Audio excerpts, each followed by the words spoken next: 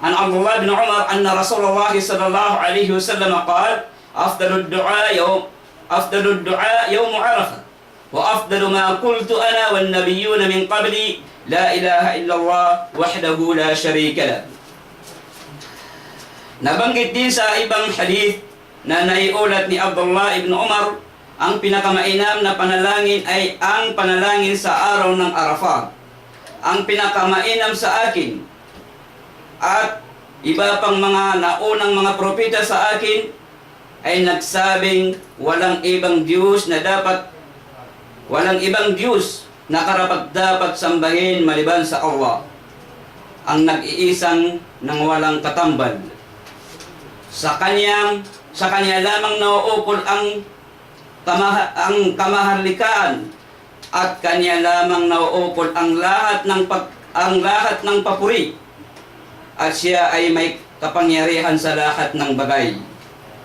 Mga kapatid na nakikinig sa araw na ito, katunayan ang pagpapahayag ng La ilaha illallah ay maraming taglay na kahalagahan ng La ilaha illallah. Ang ilan dito ay nabanggit ni Hafid Ibn Rajab sa kanyang maikling salaysay na pinamagatan Kalimatul Ikhlas.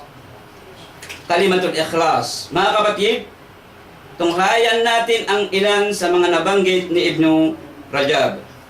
Ang una, ito ang gantipalang makakamtam tungo sa hardin ng paraiso nang sinumang namatay na ang kanyang huling mga katagay ay La ilaha illallah. Yan ang nabanggit ng Propeta Muhammad, sumakanya nawa ang kapayapaan, man kana akhiru kalamihi la ilaha illallah dakhala al-jannah. Ang huling kanyang salita dito sa mundo, ang kalimang La ilaha illallah, ay siya ay makakapasok sa paraiso. Ito ang daan sa kaligtasan sa apoy ng impyerno, wa hiya najatu minan nar, wa hiya tujabul maghfirah. Ito ay mahalaga upang makamtan ang kapatawaran ng Allah subhanahu wa ta'ala. Wa hiya tamhul dhunub wal khataya. Ito ay naglilinis ng mga kasalanan. Wa hiya tujaddidul iman fil qalb. Ito ay nagpapayabong ng pananampalataya, iman na nakatanim sa ating mga puso. Ito ay nakapag-aalis sa timbangan ng mga nakatalang kasalanan. Ito ay nakatutulong upang malampasan ang anumang hadlang hanggang makarating sa harapan ng Allah subhanahu wa ta'ala. Ito ay isang pagpapahayag na sinumang magsabi ay itinatanghal ng Allah bilang isang makatotohanan. Ito ay pinakamainam na mga kataga sa lahat ng sinabi ng mga sugo. Ang La ilaha illallah ang pinakamainam sa lahat ng uri ng pag-alaala, ang pinakamainam sa lahat ng mga gawain, at ang isa sa may pinakamaraming biyaya na nakalaan. Ito ay katumbas ng pagpapalaya ng mga alipin. Ito ay pananggalang laban sa Santanas. Ito ay makatutulong upang maging ligtas mula sa mga kaliliman sa libingan at mula sa pangamba sa pagtitipon iyan sa araw ng paghukom. Ito ay isang mapagkakakilanlan bilang palatandaan ng mga mananampalataya kapag sila ay bumangon mula sa kanilang mga libingan. Ang lahat ng walong tarangkahan sa paraiso ay bubuksan sa mga nagpapahayag ng La ilaha illallah, at sila ay makakapasok saan man nilang naisin. Kahit na ang isang nagpapahayag nito ay pansamantalang nanatili sa impyerno, sanhin ng kaniyang kakulangan na mapunan ang ilan sa kaniyang mga karapatan. may katiyakan na ang taong ito ay hahanguin mula sa impyerno. Itong mga kapatid ay mga pangunahing punto na nabanggit ni Ibn Rajab. Kaya mga kapatid sa pananampalataya, iyan ang mga kahalagahan ng pagbibigkas ng La ilaha illallah at yung nabanggit ng mahal na propeta, ang sinumang magsasabi ng La ilaha illallah at sinumang ang taong huling kanyang salita dito sa mundo, ang La ilaha illallah, ay tiyak na siya ay makakapasok sa paraiso.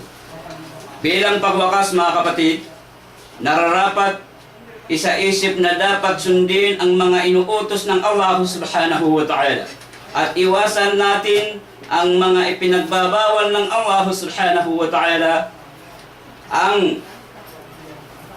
Ang pagkamasunurin sa Allah ay nararapat na may kalakip na pagmamahal sa Kanya.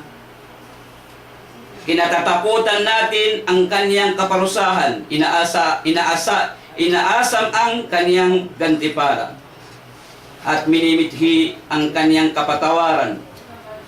Sinusunod natin ang mga aral ng Kanyang propeta na si Muhammad, sumakanya nawa ang kapayapaan na siyang panghuli sa mga sugo ng Allah subhanahu wa ta'ala.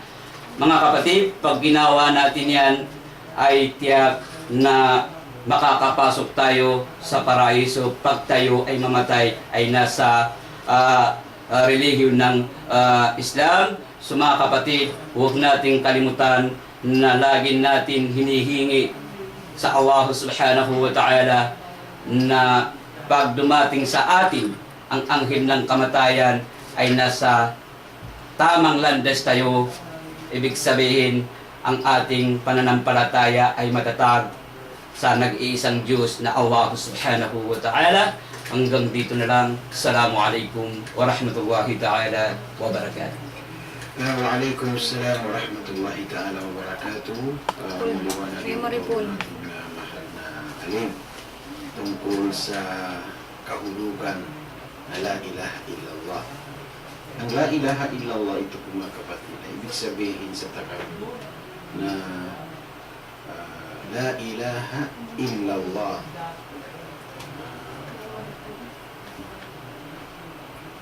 Ashhadu an la ilaha illallah. Ako ay sumasaksi na walang dapat sambahin maliban kay Allah subhanahu wa ta'ala. Sa wikang Arabic, mayroon tinatawag na ithbatun wa nafi. Ang ibig sabihin, kung mayroon ka pang kinilalang Panginoon, ay tatanggalin mo sa sarili mo, sa puso mo. Ipasok mo sa puso mo na walang dapat sambahin maliban kay Allah subhanahu wa ta'ala. So ito po ang La ilaha illallah, ito ang itinuro ng lahat ng mga propeta. Nagsimula kay Noah, kay Abraham na ama ng mananampalataya, ang kanyang itinuro pagkilala sa kaisahan ng Allah. Si Abraham ay tinatawag ng Khalilullah. Ang ibig sabihin ng Khalilullah, kaibigan ng Allah subhanahu wa ta'ala.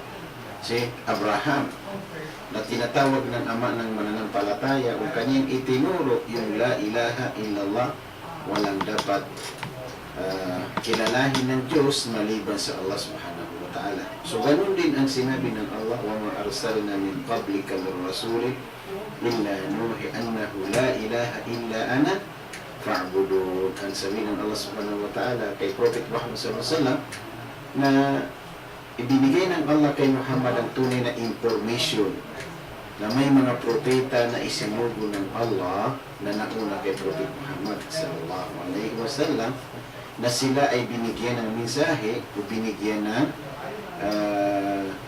kapahayagan na ang nakalagay na walang dapat kilalahin ng Panginoon kung hindi si Allah subhanahu wa ta'ala. So, ganoon din sa kapanahunan ni Moses alayhi salatu wassalam, na ang kaniyang itinuro dahil sa utos ng Panginoon kay Moses, na ang sabi ng Panginoon kay Moses, huwag kang magkaroon ng Panginoon maliban sa akin. So ito ang itinuro ni Allah subhanahu wa ta'ala kay Moses. Innani ana Allah, la ilaha illa ana fa'budu. Ang sabi ng Allah subhanahu wa ta'ala, Innani ana Allah, ya Musa, ya Moses, ako ang Allah na Panginoon mo, na walang dapat mong kilalahin ng Panginoon maliban sa akin. So, pinagbabawal kay Musa magkaroon ng mga imahen o Diyos-Diyosan. Yun ang pinagbabawal. So, ang sinabi ni Musa, na ang sabi niya, na ibigin ng Panginoon, tignan natin ito, nasa Old Testament na sinabi ni Musa tungkol sa pagmamahal sa Panginoon. Ibigin ng Panginoon buong puso, buong kaluluwa, buong lakas, at buong isip, at buong puso. Ang ibig sabihin ng pag-ibig sa la ilaha illallah, yung pagkilala sa nag-iisang tunay na Panginoon. Ganon din sa kapanahunan ni Isa alayhi salatu wassalam. Sabi ni Isa alayhi salatu wassalam, ito ang buhay na walang hanggang na ikaw ay magkilala nila na iisang tunay na Panginoon, ako si Kristo bilang iyong isinugo. So, ganun din na panahon ni Prophet Muhammad sallallahu alaihi wasallam na huling sugo ng Panginoon na Ayyuhan nasu qulu la ilaha illallah tuflihun. Ang sabi ni Muhammad sallallahu alaihi wasallam, sumapan niya, kapayapaan, sabihin ninyo ang la ilaha illallah, walang dapat sambahin maliban kay Allah subhanahu wa ta'ala, para kayo ay magtagumpay sa mundo. Yun ang dahilan bakit tayo lumikha ng Allah sa mundo ito. Ang sagot, ano ang dahilan bakit ka sa mundo ito? Ang sagot, sinagot ng Quran, wa ma khalaqtul jinna wal insa illa liya'budun. Ang sabi ng Allah, hindi ko linikha ang mga tao at yung mga jinn maliban sila ay sumunod sa akin. So, alhamdulillah, mga kapatid, maraming salamat po sa inyong lahat sa araw na ito. Bago tayo tapos ng itong programa, mas maganda tayo ay manalangin, magdua. Sinabi ng Allah sa banal na Quran, وَقَالَ رَبُّكُمْ أَسْتَجِبْ لَكُمْ. Sabi ng Allah subhanahu wa ta'ala, manalangin kayo sa akin, tatanggapin ko ang inyong panalangin. اللهم أنت الله لا إله إلا أنت يا رب العالمين. اللهم لا تفرق جمعنا هذا إلا بذنب مغفور وسعي مشكور وعمل صالح مبرور وتجارة لن تبور يا عزيز يا غفور. اللهم اجعل اجتماعنا هذا اجتماعا مرحوما وتفرقنا بعده تفرقا معصوما ولا تجعل فينا شكيا ولا محروما يا رب العالمين. اللهم ربنا آتنا في الدنيا حسنة وفي الآخرة حسنة وقنا عذاب النار. وصلى الله على نبينا محمد والحمد لله رب العالمين. سبحانك اللهم وبحمدك أشهد أن لا إله إلا أنت. وصلى الله على نبينا محمد. السلام عليكم warahmatullahi ta'ala wabarakatuh. Maraming salamat po sa inyong lahat.